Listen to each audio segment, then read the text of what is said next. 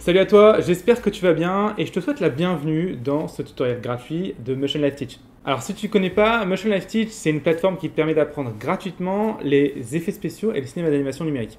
Donc si tu es intéressé, je t'invite à te rendre sur le site internet teach.motion-live.com. Je t'embête pas plus longtemps et je te dis à tout de suite sur ce tutoriel gratuit. Donc on se retrouve sur Maya une deuxième fois, comme je vous ai dit, ça va être une petite série là avec pas mal de tutos Maya qui vont vous apprendre quelques tips. En gros là on va pas faire un projet comme on avait l'habitude de faire avant, mais j'ai envie de vous apprendre des tips qui sont vraiment hyper intéressants et qui vont faire gagner beaucoup de temps quand vous travaillerez. Donc c'est aussi super cool et vraiment quand vous connaissez ces tips et que vous les appliquez, ça vous permet de travailler super vite quoi. Et aujourd'hui j'ai envie de vous parler du pivot parce que l'outil du pivot dans Maya, c'est vrai que j'ai tendance un peu à cracher sur Maya par exemple quand je parle de Blender, mais l'outil du pivot dans Maya, c'est vraiment un outil qui est génial. C'est vraiment l'outil pour l'instant que je trouve que tous les autres logiciels n'ont pas réussi à recréer. Il est vraiment ouf. Donc on va en parler aujourd'hui. Donc pour comprendre le pivot, on va déjà créer un cube et on va le mettre sur le sol. Ok. Donc voilà un petit peu comment on pourrait faire une première fois pour le mettre sur le sol. Donc là si on se rend bien compte, en fait on se rend compte que si on passe 0,5, on est parfaitement sur le sol. Mais c'est un petit peu chiant. En passant à 0, comment je pourrais le mettre sur le sol de manière plus simple? Et bien simplement en utilisant le pivot. Alors, petit rappel sur le pivot, si vous n'avez pas vu les autres vidéos qu'on a fait avant, il y en a quand même un peu plus de 80 sur Maya, donc je comprends que vous n'avez pas tout vu, il n'y a pas de souci. Pour changer le pivot, il faut appuyer sur D, et en appuyant sur D, je me retrouve avec l'outil de pivot qui s'affiche en fait. Alors il y a deux solutions, ou j'appuie une seule fois sur D, et ça me met dans le pivot, ou alors je reste appuyé sur D, et ça me met dans le pivot. Donc je réexplique, si j'appuie sur une fois sur D, je rentre dans l'outil, et il faut que je rappuie sur D pour sortir de l'outil. Et sinon, si je peux rester appuyé sur D, faire ma manipulation, et lâcher D, pour sortir la manipulation. Si je veux que mon pivot soit... Enfin, je voudrais que cette face-là soit pile sur la grille. Donc, comme je l'ai dit, je peux vous mettre 0,5, mais c'est parce que je connais la longueur de la face. Si la longueur de la face n'est plus la même, je peux plus faire ça. Et bien, en fait, il suffit de mettre mon pivot sur cette face-là. Comment faire? Je peux très bien passer en D et déplacer mon pivot. Mais le truc, c'est que je sais jamais si mon pivot est parfaitement sur la face. Donc, c'est pas terrible. Il y a un autre truc beaucoup mieux. Je passe dans sur mon outil pivot, je peux cliquer sur la face. Et Maya va automatiquement aligner mon pivot sur la face. Donc là, je sais qu'il est parfaitement sur la face. Je fais D et là, je peux bouger mon pivot. Le truc, c'est que je sais toujours pas quand est-ce que mon objet est sur la ligne. Et bah si, en fait, parce que je peux très bien venir maintenant faire un snap de mon pivot sur la grille en appuyant simplement ici sur Snapping Grille. Et quand je déplace, hop, je suis pile sur la grille. Ok. Et là, on est pile à 0,5. Alors, je peux cliquer sur ça pour faire le Snapping Grille ou maintenir X, c'est la même chose. Autre chose qui peut vraiment être intéressant, j'aimerais que mon pivot, mon objet tourne absolument parfaitement sur cette arête-là. Je peux venir déplacer mon pivot à la main comme un con, mais on a vu qu'on pouvait snapper. Et je peux aussi snapper à des arêtes. Maintenant, quand je tourne, mon objet va parfaitement pivoter sur cette arête-là. À quoi ça sert? Par exemple, si je veux riguer une boîte, je peux très bien travailler comme ça avec plusieurs contrôleurs qui vont s'entre-chevaucher avec chacun un pivot. Regardez un petit peu ce qu'on peut faire qui est vraiment intéressant. Je vais venir ici créer une curve, d'accord, que je vais tourner ici à 90, d'accord. Hop, pardon, pas ici. Sur Z, tac, voilà. Je vais venir la mettre ici. Alors elle, si elle n'est pas sur le pivot exactement, on s'en fout pas mal. C'est pas très intéressant. On va la dupliquer. Hop, et je vais mettre celle-ci ici, d'accord. Donc là, je vais régler une boîte. Regardez comment ça va vraiment être intéressant. Je vais prendre ces deux curves ici et je vais simplement les modify freeze transform pour qu'elles soient à 0. Et faire un Alt Shift D pour supprimer leur historique. Okay. J'aimerais que cette curve ici entraîne la boîte. Donc je prends la boîte, je la mets sur cette curve et je fais CTRL P. P pardon pour truc. Mais là, comme j'ai placé ma curve à l'arrache, je suis pas parfaitement sur l'arête et donc ma boîte ne tourne pas au bon endroit. On voit qu'il y a un décalage dans le pivot. Donc c'est nul. C'est nul. Donc comment je fais pour que ce soit correct? Et en fait, je vais déplacer le pivot de la curve à l'endroit du pivot de la boîte. Donc, je prends ma curve, je fais D, et tu vois que je peux aligner directement sur l'arête du cube. C'est super intéressant. Maintenant, je repasse avec ma curve, et là, ma curve est parfaitement snappée sur... Hop, pardon. Allez, sur X. Sur l'arête, ok. Maintenant... À quoi ça sert de ça? Et maintenant, je peux aller encore beaucoup plus loin en fait. Imaginons, je vais snapper ce pivot de cette curve sur ces arêtes-là. Donc ici, D, je clique en align. Alors, vous voyez qu'il faut s'aligner. Il faut sélectionner d'abord votre cube et votre arête, puisque l'alignement du pivot se fait que sur les objets sélectionnés. Ok. Donc, je sélectionne bien ce pivot-là, j'appuie sur D et je viens m'aligner à l'arête ici. Ok? Je appuie sur D. Maintenant, quand je tourne ce contrôleur, je suis parfaitement sur l'arête. Il n'entraîne rien. Il faut juste que je mette celui-là parenté à celui-là. Ok? Maintenant, tac, regardez un petit peu ce qui se passe. Hop. Et donc maintenant, je peux, bah là, j'ai réglé ma boîte. Allez, je vais faire une petite anime rapidement pour vous montrer un petit peu ce que ça peut donner. Je pars par exemple d'ici, 90. La boîte roule, donc je mets une clé sur 90. Donc une clé pour mettre une clé sur les rotations, c'est Shift E. Hop, j'arrive à 15 ici. Je suis à 0. Shift E. Allez, pas Shift E, Z, Shift E. Hop, lui, j'ai aussi une clé ici. Et j'arrive à 30. Tac, Shift E. Je reviens, par exemple, ici. Bim, 0, Shift E. Ok, voyons un petit peu l'anime. Alors ça va être dégueu, hein, parce que... ça va être dégueu parce que j'ai pas du tout travaillé correctement. Mais hop, je joue l'anime. Vous voyez, les pivots sont parfaitement alignés. Voilà, on va juste nettoyer un petit peu l'anime parce que j'ai un peu honte de vous montrer ça. Donc, pour ça, on passe sur notre graph editor. Et puis, ça vous permettra de voir un autre petit tips au niveau d'anime. Comment faire pour avoir quelque chose de correct. Là, mon objet ici, il doit accélérer. D'accord? Donc, il accélère. Donc, ici, il doit vraiment être linéaire ici. Tac, puisqu'il part directement en accélérant. Et ici, on voit qu'il ralentit. En arrivant, mais c'est pas possible parce qu'il tombe. Donc en tombant, il doit aller de plus en plus vite. Donc la courbe ici doit être inversée. Hop, alors je vais virer juste rotate X. Moi je veux que rotate X. La courbe ici doit être inversée. On doit se retrouver sur une courbe qui ressemble à ça, à peu près. D'accord? Hop, donc j'accélère. Bam! Ok. Tac. Hop. Pareil pour celle-ci. On doit démarrer logiquement très rapidement. Donc là, le fait que cette courbe-là soit en horizontale, c'est-à-dire qu'on va démarrer lentement et on va accélérer. Mais non, là, logiquement, quand il tombe, il va très vite en partant. Donc, on passe en linéaire et ici, celle-ci, elle doit plutôt partir comme ceci. D'accord? Genre, paf, d'un coup. Tac, ok? Alors, je vais peut-être un peu vite. Hop. Tac, voilà. Donc là, par contre, on ralentit et on peut même mettre ici quelque chose beaucoup plus allongé. Donc, avoir quelque chose, une tangente vraiment très... voilà, je ralentis vraiment de manière rapide. En fait, il faut vraiment respecter cette cloche ici, en fait, hein, cette parabole qui est vraiment primordiale pour que votre mouvement soit cohérent. Puisqu'en fait, dans le monde, dès qu'on anime un petit peu, dès qu'il y a des lancers, des rotations, des machins, ça respecte toujours cette rotation, cette courbe en parabole. On accélère, on ralentit, on accélère. En fait, c'est dû à la gravité. Hein. La gravité, on accélère pour sortir de la gravité, on arrive à la gravité, on ralentit et on retombe en accélérant. Ici, c'est exactement la même chose. C'est exactement la gravité qui fait que l'objet va s'arrêter ici et retomber. Et donc là, il ne peut pas ralentir en retombant. Donc il faut aussi que ce soit linéaire à ce moment-là et avoir quelque chose comme ça. Voyez un petit peu maintenant l'anime qui sera beaucoup plus cohérente. Alt V, tac. Ok. Tac. Bon, entre nous ici, il va un peu trop loin. Voilà. Tac. Hop. Et donc maintenant... la clé ici, on sera plutôt sur quelque chose. Voilà.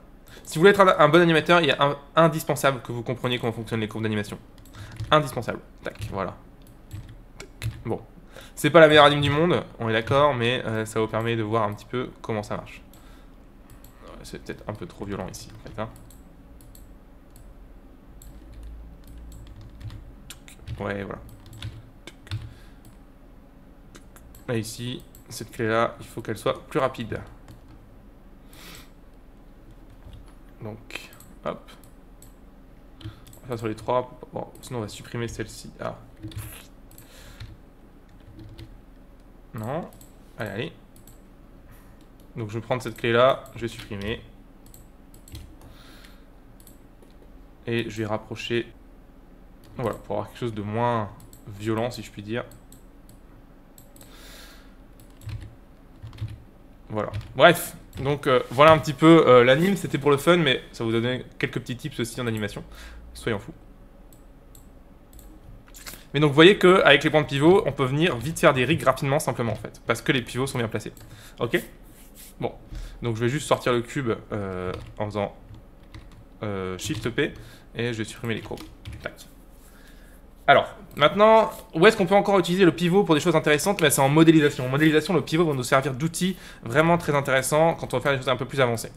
Donc, je vais passer en Edge, par exemple, et je vais sélectionner cet Edge, ok? Alors, déjà, on voit que de base, mon gizmo ici, il est dans la normale de l'arête, d'accord? La normale de l'arête, pourquoi c'est la normale de l'arête? Parce que c'est la moyenne de la normale de ces deux faces.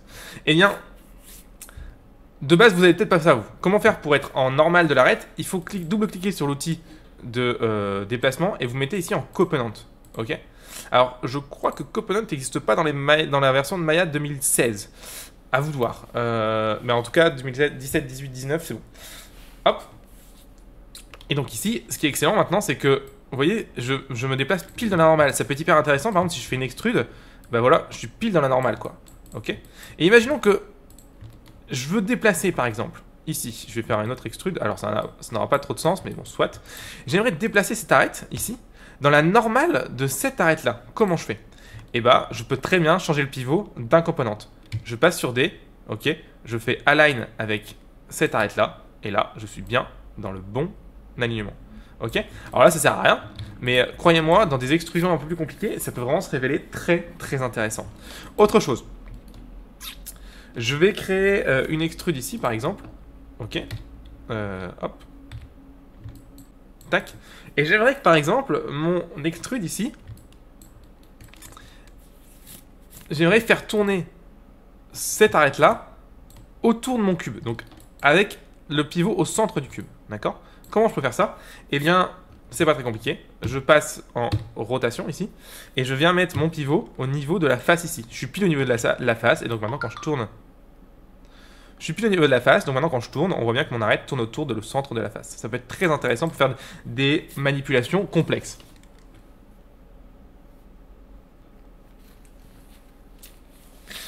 Petit exemple de à quoi ça peut servir. Je vais vous montrer un petit peu. Donc je vais supprimer le cube. Je vais en recréer un.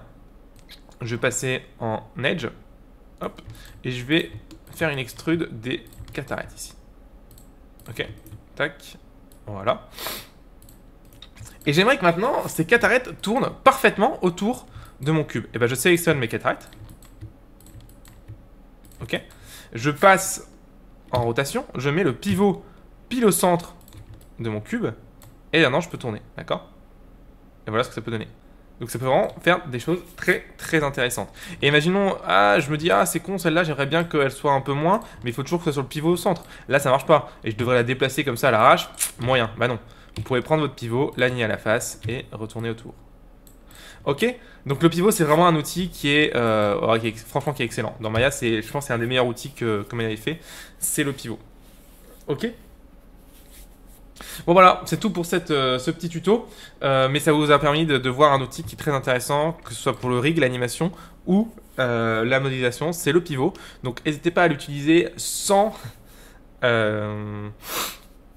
modération, c'est vraiment un outil excellent. Alors, je vais quand même faire une petite remarque pour le rig au niveau du pivot. On aurait tendance à vouloir, ici, par exemple je crée un cube et je veux que mon pivot de mon cube, donc je vais le mettre ici à 0,5. Et j'aimerais que mon cube tourne sur cette arête là, donc j'aurais tendance à vouloir mettre le pivot aligné, bim, le pivot est bon. C'est pas très bien en fait de faire un pivot, de changer le pivot d'un objet en fait. Il vaut mieux créer une curve comme tout à l'heure que j'ai fait, de aligner le pivot de la curve à l'endroit et de ne pas rentrer le cube. Pourquoi il ne faut pas changer le pivot d'un objet? En fait parce que ça demande à Maya beaucoup de calcul en plus. Je vous explique. Alors déjà si vous faites un freeze transform, vous niquez votre rotation. D'accord? Donc bon là, il n'y a pas de rotation, mais s'il y avait une rotation par exemple par rapport à votre pivot, vous allez niquer la rotation. Regardez par exemple si je tourne le pivot ici comme ça, hop, et je prends l'objet, je passe ici en rotation, object, oui. Tac, je fais ici comme ça, hop, je suis ici en object, voilà. Alors je vais retourner le pivot pour bien qu'on voit. Tac, voilà. Si je freeze transform ici, vous voyez déjà que je perds. Et ben non. Et ben non, attendez. Modify, freeze transform. Et ben je dis ça, mais non, en fait, je ne perds pas les informations de pivot. Autant pour moi. je perdrai les informations de rotation. Donc vous voyez que le pivot reste quand même au bon endroit, mais ici en fait, malgré le fait que ça pourrait paraître intéressant pour le rig, le fait de faire directement ça sur l'objet, ben en fait, vous voyez qu'il se passe ici, Maya garde dans votre cube ici les informations de pivot à ce niveau-là. Vous voyez, local pivot. Et pourtant, ils sont tous à 0. Si, non, 0,5, 0,5. En fait, le problème, c'est que... Et donc là, on voit en plus qu'il manque d'informations parce que là, mon pivot est vachement tourné. Et pourtant, j'ai aucune information qui a changé, quoi. Donc le problème, c'est que ces informations-là, vous pouvez pas les retrouver, en fait. Et ça, c'est pas tip-top parce que, bah, imaginons, vous voulez remettre votre pivot à 0, bah, vous pouvez pas, quoi. Comment je fais pour remettre la rotation de mon pivot à 0 ici? Je suis niqué, pas possible. D'accord? Donc en fait, ce qu'on préférera faire, c'est mettre le pivot ici au centre, donc en faisant un modify ici, center pivot, ok? Et venir mettre un autre objet avec aussi son center pivot, mais aligné à cette ligne-là, ok? Là, ça devient vraiment un peu plus intéressant. Donc voilà, évitez de toucher au pivot directement des objets si vous les riguez. Pensez plutôt à toucher au pivot de leur contrôleur. Ce sera beaucoup plus intéressant. Allez, bon, puis ça vous donne une marge en plus de modification. Hein. Voilà. Donc c'est pas interdit, vous pouvez le faire, ça marchera, mais vous allez avoir plus de liberté si vous touchez au pivot de vos contrôleurs plutôt qu'au pivot de vos objets directement. Allez, c'est terminé. Merci d'avoir suivi ce tuto et puis à très bientôt pour un petit tuto sur Maya. Salut. Bravo, félicitations d'être arrivé à la fin de ce cours gratuit. Alors si tu veux aller plus loin et en apprendre plus sur les métiers du cinéma d'animation et les effets spéciaux numériques, je t'invite à te rendre sur le site teach.motion-live.com. Sur ce site, tu le verras, tu vas pouvoir t'abonner. Mais alors, à quoi ça sert de s'abonner? Si tu t'abonnes, tu vas avoir deux avantages qui sont monstrueux. Le premier avantage, c'est que tu vas recevoir par mail une notification qui va te dire à chaque fois qu'il y a un nouveau cours gratuit qui sort. Comme tu l'as vu, chaque cours gratuit se suit, donc si tu en manques un, bah, tu perds beaucoup d'informations et tu peux même avoir du mal à continuer à suivre les cours. Cet email qui va te notifier et te donner le lien de chaque nouvelle vidéo qui sort va te permettre de vraiment garder le fil et de continuer ton apprentissage semaine par semaine, jour par jour. Donc ça, c'est vraiment top. Deuxième point hyper important, c'est que tu vas avoir le droit maintenant, si tu es abonné, de pouvoir télécharger tous les fichiers sources des cours gratuits. Je m'explique. Imaginons que tu fais un cours gratuit sur YouTube ou sur notre site teach.motion-live.com et tu te rends compte qu'il y a un problème dans ta scène. Tu n'arrives pas à faire la même chose que nous sur ton cours. Eh bien, tu n'as qu'à télécharger le fichier du cours et comparer avec ta scène pour voir ton erreur. C'est quand même génial et c'est totalement gratuit, donc ce serait vraiment bête de ne pas profiter de ce super avantage pour que tu puisses apprendre beaucoup plus vite. Donc rends-toi maintenant sur teach.motion-live.com et abonne-toi pour avoir ces deux super avantages. En attendant, je te dis à très bientôt dans un nouveau cours gratuit de Motion Live Teach. Merci encore d'être arrivé jusqu'au bout, encore bravo et à bientôt, merci. Salut.